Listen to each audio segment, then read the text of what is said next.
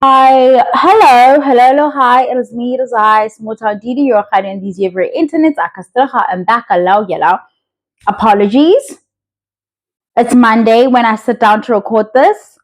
I ignore the dishes.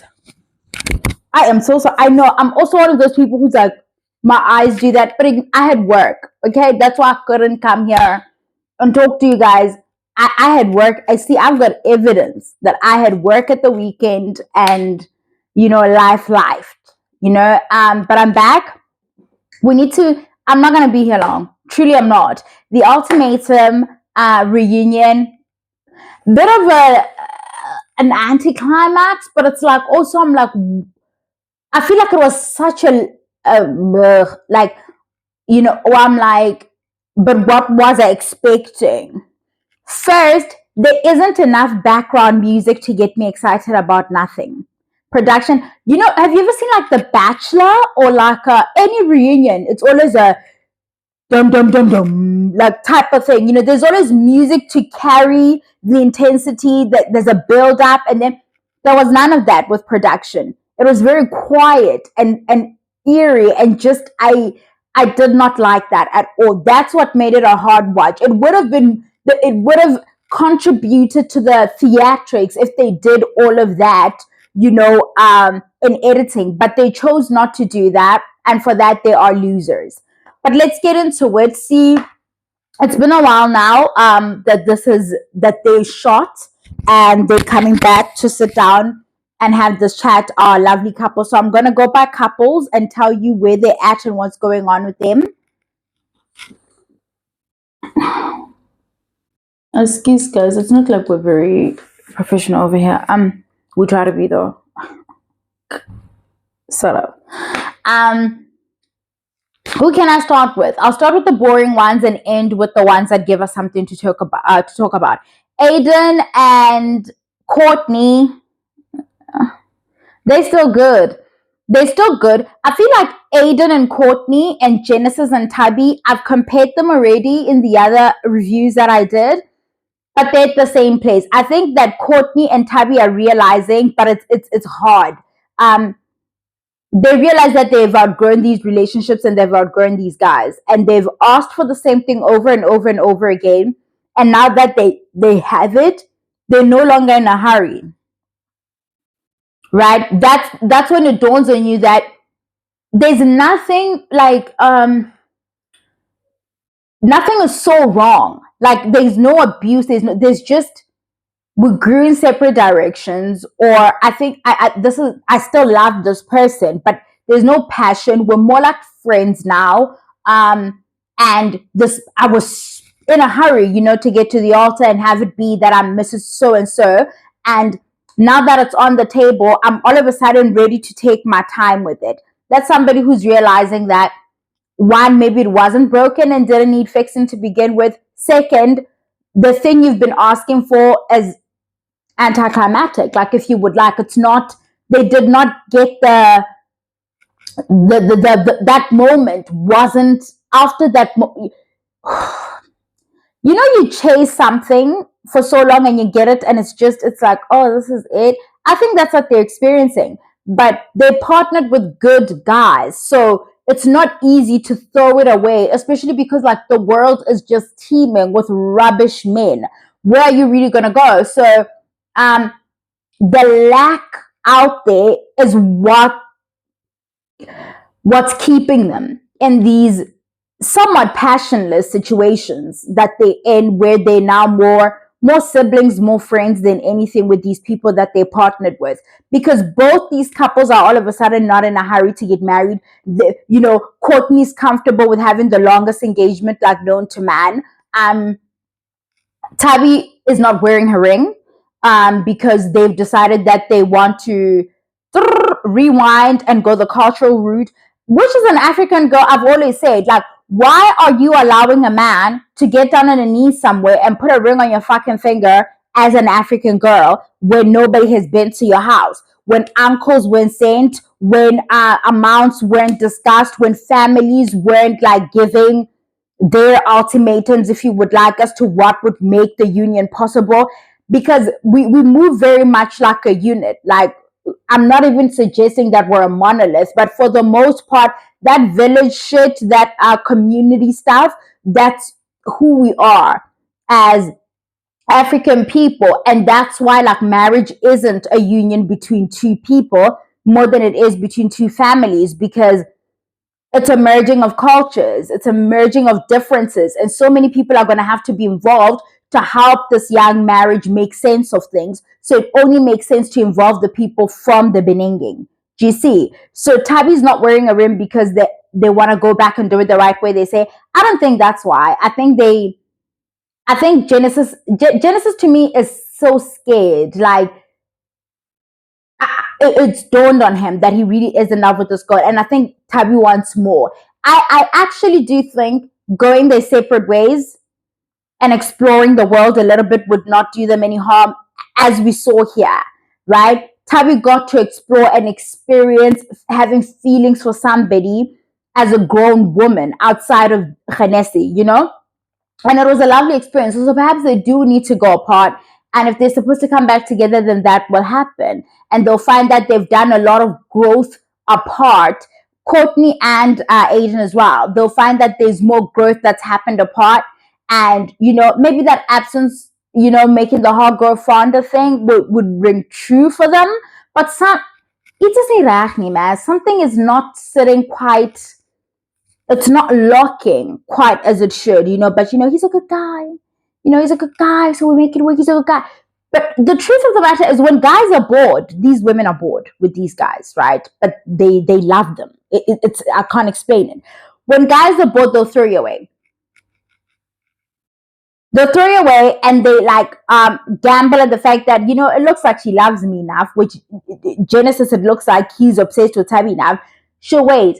I'll go and end like my mess there on the side, end like. And then when I'm tired, I'll come back, and then I'll tell her that I realize I've made the biggest mistake of my life, and she'll take me back. That's what guys do to good girls. Womanhood, truly, growing up is realizing you owe Brooke Logan a fucking apology, and you don't want to be that motherfucking Taylor. Truly. Womanhood is realizing you might actually want to be with the shits. Like, I don't know what to tell you, okay? But that's my takeaway there. Ruth and Isaac. I've grown a little fond of Isaac. I think I can't explain it, but I've grown somewhat fond of Isaac. But you guys know my fighter is Ruth. That's my fighter for real. Okay. Ruth and Isaac are still apart. They're both dating. They seem to be long distance relationships yet again. No regrets for either one of them coming into the show. No regrets on Ruth's side for allowing herself to experience pleasure with one Nola, which is again a graduate of one Brooke Logan. Like, love her. I love that she's allowed herself to have the experience and walk away with zero shame. That's what I'm saying. Like, it's hard to shame a person who owns their experiences, right? And as a woman, we know people could easily shame you for like having sex, guys, for having sex.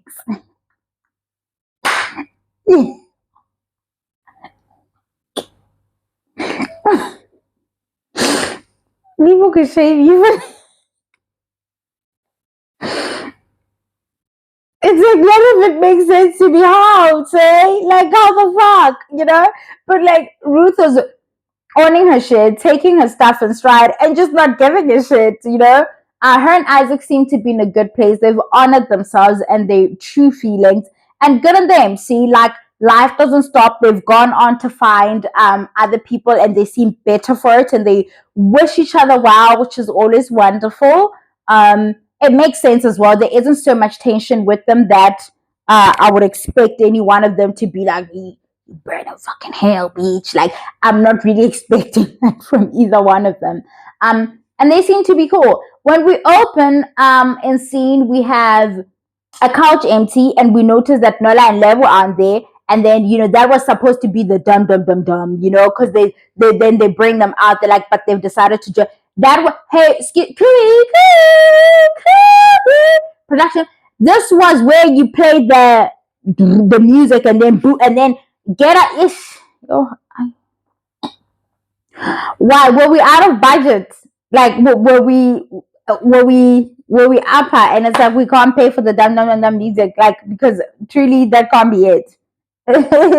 Truly that cannot be it. But anyway, they come out. Lev was sitting there stoic. She looks gorgeous in that red. Looking just regal and sitting there ever so strong, not a tear in sight, just stoic as fuck.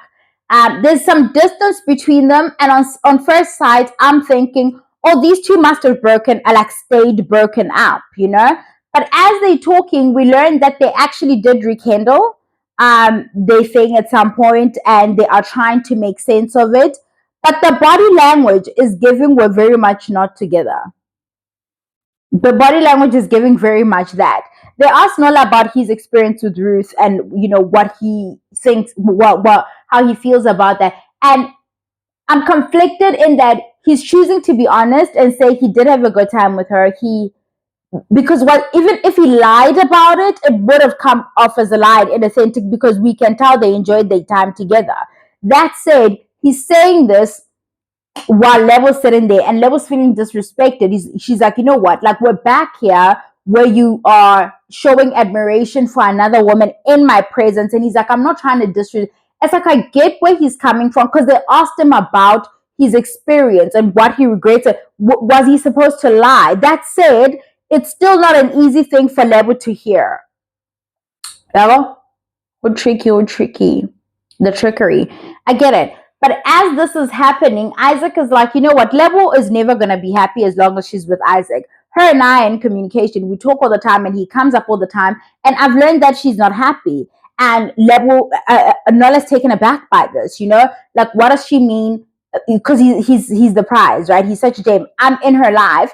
And from my lens, this is Nola now, I'm making the necessary sacrifices to prove to her that I want this relationship to work. I don't understand why. First of all, she's talking to you. Second, why she's saying she's unhappy.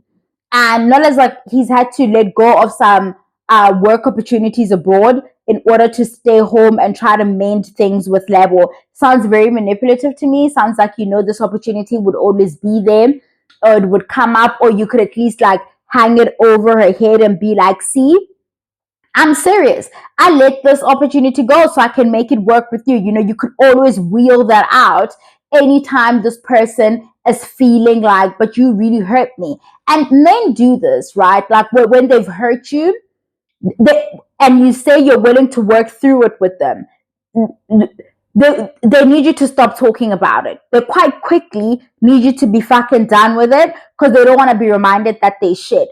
But what they don't understand is that you're constantly having to relive that humiliation and betrayal, right? There are moments where you're having a wonderful time, or you're just doing a mundane thing, you're washing dishes, then it comes back, in the case of Lebo, that conversation with Ruth comes back where she's telling you that they've been fucking any which way, all about the room, all about the fucking villa.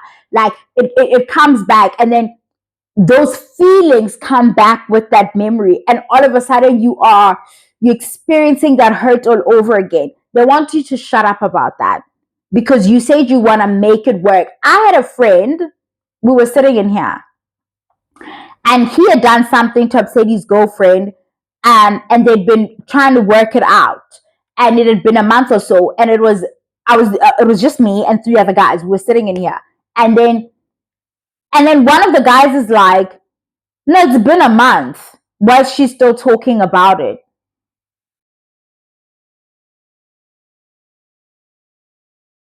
These are the same people who are butthurt, like proper reeling still from that time Arabella or whomever rejected them in grade 3 and threw away their little love letter with the crooked heart.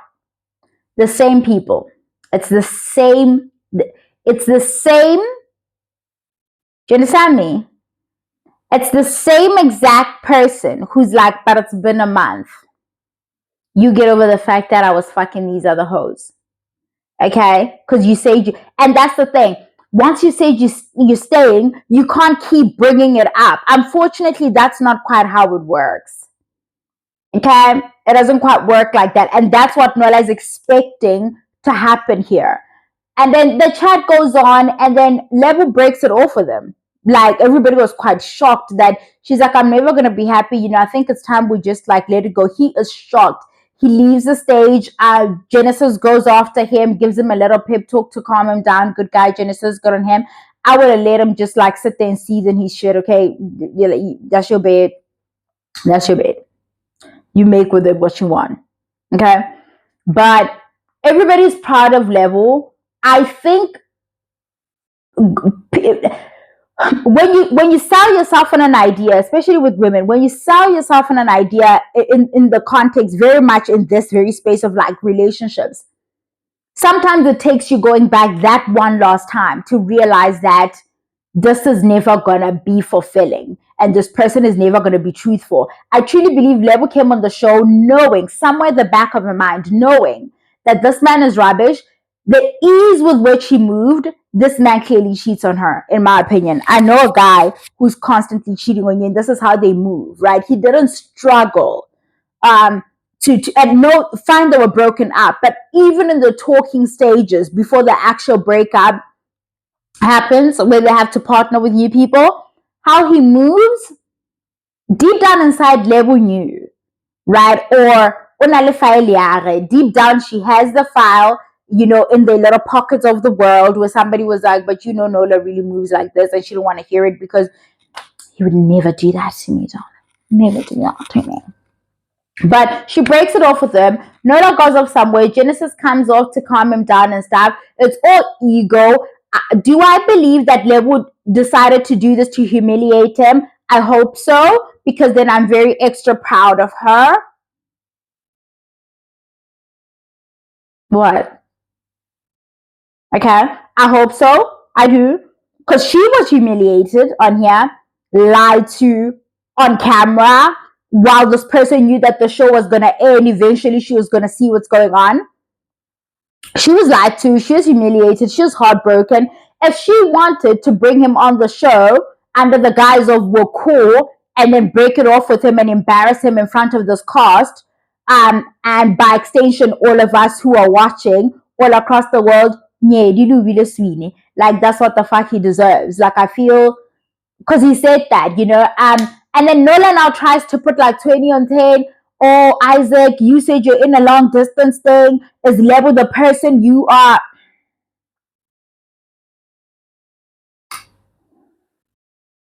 First of all, Nola treats Lebo like she doesn't have options. And that's why he moves the way he does.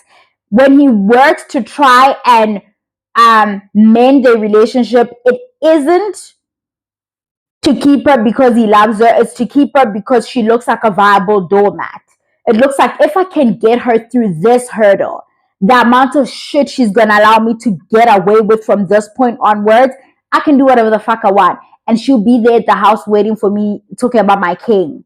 Okay? Because that's what you guys do. Right? The more shit they can get you to gag on, the more they know, oh, I can get away with murder here. And that's why they keep you around. It's not because they love you so much. These people don't know what that is. They don't have the capacity to do that. It's not even a you thing. I can't even say, oh, he doesn't love you. He doesn't know how. He doesn't possess the ability and or capacity to do so. Right? There's a built-in feature we have he lacks. He doesn't have that thing. Whatever was deposited into those of us who know how to do this, he didn't get it. Okay, what he is manipulative. And everybody's like, oh, dude, like, cut it out. It's like, this is why she's actually breaking up with you. It's this stuff. You can't even sit now. You're trying to make like she's breaking up with you because of like you want to make her you. You want to make her a cheater, right? To justify why this is. It can't just be that this person chose themselves, right? Because they don't have options, according to you.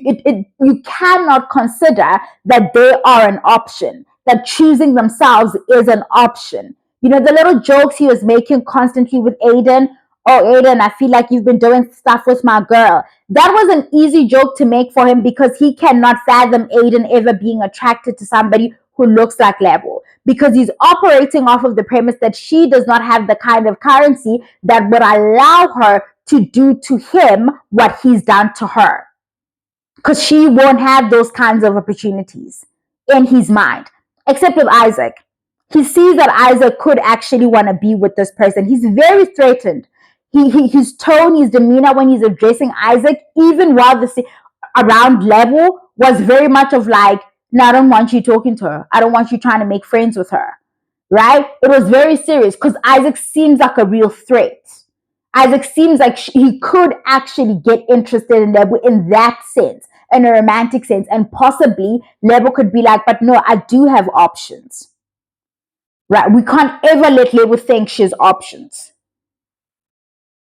But anyway, Bamatad. And then we move on to Caesar and Lindile. Lindile is so forgettable. He's just not memorable at all. If he was not paired with Caesar and Caesar didn't have all of that angst with everybody, I literally, he's not in my mind. But girls like Caesar, like natural baddies, just pretty girls like that, need to stop doing that shit where they wanna like wear the baddie aesthetic. It doesn't sit on them. It does not sit on them. It looks like ulega kamisa where it's already pretty and like what's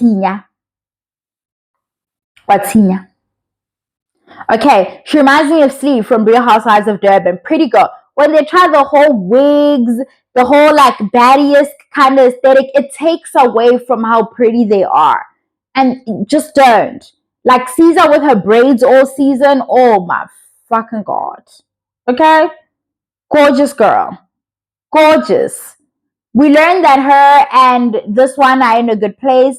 I think they're also having a long engagement. I don't know. And she thanks Tavi that your time with him has changed him and made some improvements in areas that I'd wanted. And it's a bitter pill to swallow to say that another woman came in and, she made these changes that I'm getting to benefit from. But that's the story with everybody, right? We date people, we change them for the better or for worse, but they carry with them the stuff that they come out of this relationship into the next. And that's just the nature of things, And then we move on to her addressing the situation with Kanya. They do a montage of her experience on the show, and she apologizes to Kanya for coming to her villa. I wouldn't. Kanya got away with murder in this reunion, was not held accountable one bit. Kanya's like, yeah, even though I was angry that you did that, I should not have body shamed you. You didn't do it once or twice. You called her fat the entire series because that's what you and Kateko believe. Yes, I added him in there. When he was giving a little piggyback rides out on the lawn there when the floor, like, no, I can't speak. It's floricking, whatever. About the place in the grass and doing whatever it is they were doing. Kateko was doing that to rub it in Kanya's face. He knew that would get her going. He knows how to trigger her because he feeds off when she gets like that. Like he wants to get her to that point. That's how he feels loved. He needs her to get to the point where she's acting like a crazy person like that, because that reaction to him is like validating. It says, oh, she's losing her shit. It means she must still love me. So he's constantly doing stuff to trigger, like elicit that response from her, because that's how he validates himself. There are lots of young women on TikTok that I'm seeing who are like, oh my God, I really wished Kateko would end up with Caesar. Baby, you don't want this guy. You especially don't want this guy for that girl, but you don't want this guy for yourself. Okay? We know he's addicted to the chaos, and that is Kanya. He loves it. He thrives on it. It's his stuff. He belongs there. He deserves her. I've said this already. She apologizes once. when they were doing the piggyback rides, she said to Isaac, oh, he's too heavy for her. I'm starting to believe in Kateko says things about fat women to Kanya, or what he's attracted to, and fat women get berated, or I like the trash talking that happens between the two of them. Because when they were talking, when we meet them and they're talking about what do you like about your partner, Kateko makes sure to mention Kanya's body, like her this and this on her body, and she gushes when he says her body because that's her prized possession. That and her complexion, like these things really are her entire existence. There's nothing else going on. Like that's the table that she's talking about. Oh, baby. Oh my fucking goodness. What is this table made from? Okay. Don't even say wood because it's not. Okay. You know those little plastic square tables for the kids that come with the chairs? Yeah. If you know, then you know.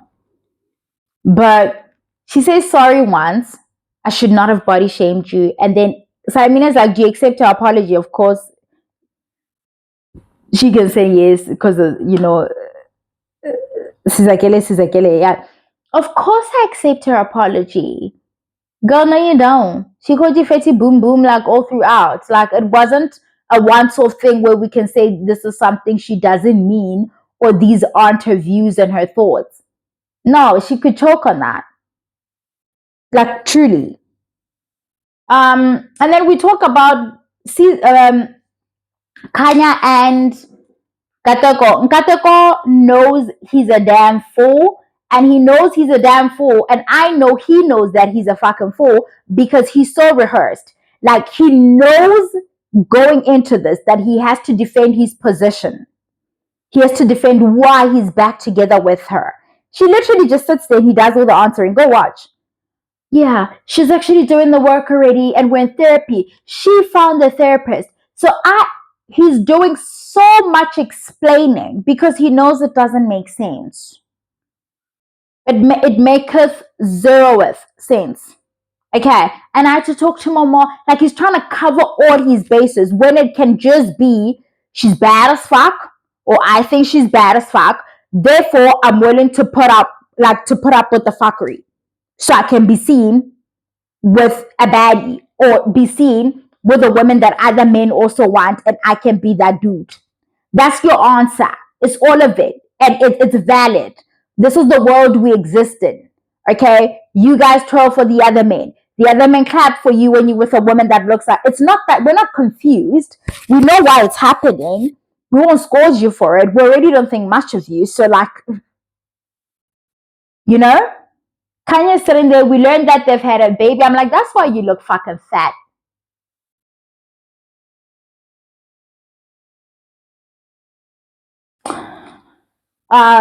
They sit in. Oh, and her hair actually looks decent this one time. Thank God. Thank goodness. Because the hair is not working. I said on my TikTok there for the South African hands. And I've explained on here, so I've also explained what it looks like, and I'm going to explain it one last time. If you've ever made pap, like Wusawamaka in particular, like the brown one, right? If you haven't, just imagine the white one you've made, but brown, like matabella, like you know the packaged brown soft porridge matabella. You see that? Okay, your wigs when they start lifting or even before. They remind me of Lorola Bosawamaka. And I'm not gonna this is the last time I'm explaining this. And I can't unthink it. Like every time you know when you cook the pap really nice. I can't even cook pap like that. But you cook the pap really nice and then it forms that nice skin in the pot there that's necessary. It's good for building up that smoky flavor in the pap. And then it starts to come away from the pot ever so nicely. And the little top bits are frilly, like they're a bit frilly. That's because like I get it mixes in with your makeup when you're trying to like make it blend and stuff. That's what you guys look like.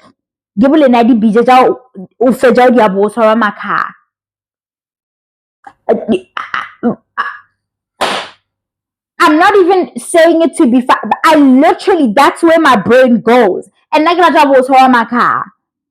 Do you see what I'm saying? So I can't look away. It's like, let it go. Let it go. Guys, we look prettier with our braids. Look at all the girls who are on the show with Caesar had her braids. She looked gorgeous. Ruth, I think, might look really straight up or something. Tabby had like faux locks. Who else? I think this one had braids as well, like a straight up thing, label. I'm not sure, but like the only person who looked the fucking fool on there was Miss. I don't do this and my boundaries and yeah yeah yeah, and because why her hair kept like no, no, let him go. It's not working, guys. They've had a baby. Poor baby. Poor fucking baby. The kid is 3 months. We're learning now through social media that they're broken up again. Who cares? I've said on here, and I can't remember which video that was, that we must hold room for the people who did not have the experiences we had with our mothers. Those of us who had good mothers. When people keep trying to explain to you that mothers can be toxic, I'm cutting my parents off, I'm going no contact. Stop going in people's comments saying, but that's still your mother. Because somebody's mother is Kanya. Here's Kanya who's just had a child. What do you think is going to change about Kanya? You really think that child is going to have a different experience, right? These people are so addicted to their back and forth, they've decided to make a person so they can always have a link to each other and get a fix, right? They're fiend for the chaos, right? So they've made a person now. A person needs to really be raised. Like co-parenting has to happen between these two people who can't exist outside of themselves. People don't change just because they get older. All right. And motherhood or parenthood doesn't change anything. It doesn't. It may be euphoric. You may get this high where you're like, oh my God, I'm going to change my life. It's Monday today. Like, I woke, obviously yesterday is Sunday and we know diets start on Monday. And I was supposed to start my diet today. Do it look like? Does it look like? So fuck you when you tell us that, oh, my daughter changed me. It's not true. It's not true. Okay, parenthood doesn't change anything. And if it does, then it's short-lived for some of you. When I had a daughter, that's when I knew. When I had my son, no, you're still a shitty person. You're a terrible human being. That is not going to change. This child can't talk back right now. They just smile and look at you with like adoration, and they just like, oh my God, the person who feeds me, right? The person who they have a bond with you. Wait until that person is now their own person and they're making decisions you don't like. Then that monster comes out, because your love is very much conditional, and it's always on condition of things must go my way. Do you understand what I'm saying though? I feel so bad for that child. I really feel terrible that that's the person, like such a maladjusted person has been tasked with being your parent, because there aren't really any real qualifiers for this thing, right? If your reproductive organs work as they supposed to, and you can house a person, that's it. That's the only thing. So people like this get to bring people in the world. Okay, and sometimes they pass on their nastiness onto this other person, who then goes on to, like, raise terror where they go, because that's what they were taught and it was done to them. Kanye's not gonna be a good mom. I don't take it back. I am not sorry. Something is wrong with her. And the diagnosing of her online, trying to be like, oh, maybe it's a personality this, maybe it's a that. All that does is further stigmatize people who are dealing with personality disorders, with mental health issues, and all kinds of other stuff. Because multiple things can be true at the same time. She may have all of those things going on and also be an unhinged bitch. And like all of this stuff can be happening at the same time, and they are. Because everybody who's dealing with whatever kind of personality disorder is not a piece of shit. Right? Kanya is not incentivized to change her behavior. Somebody deposited sperm in her and allowed her, like life allowed her the opportunity. Do you see? There's never a point where there are real repercussions where she's going to have to stop and say, I might want to change my behavior, because life goes on as it should for her. So what makes you think she's actually going to change? Oh, how has motherhood changed you? Not in the slightest bit. It hasn't changed her at all. Okay? She's a terrible person. That's really all I have to say. People don't, and that's why some of you want the marriage and have the kid, right? You do it as a cleanup campaign. We know these two actions, all of a sudden you're sanctified, right?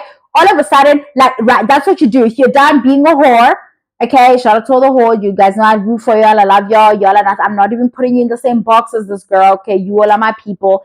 But when you're done with that life and you want to retire, one way to wash up that stain is to marry somebody and have a kid, because now you are Mrs. So-and-so and you're so-and-so's mom. And you clean that image up ever so nicely and you go on about life as if it never happened. And that's why some of you go, when we ask you, oh, how did you know you want to have a kid? Oh, I just wanted somebody who was going to love me. See, it's about you, right?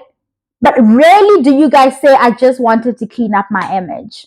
I wanted people to treat me with a certain softness because I'm a new mom. I'm a mom now. People don't want to be yelling at new mothers and telling them that they're actually rubbish because you just pushed out a person or carried a person. And nobody wants to be that bitch. Right? Kanya knows nobody wants to be that bitch. Anyway, that's my take. Bye. Oh, what do I owe you guys? Real Housewives. I need to watch the second part. Guys, I was busy. I need to watch the second part and sit down, because the first one was also a snooze face. There isn't much to chew on. And then I need to start watching the Ultimate Girls Trip out. Bye, you guys.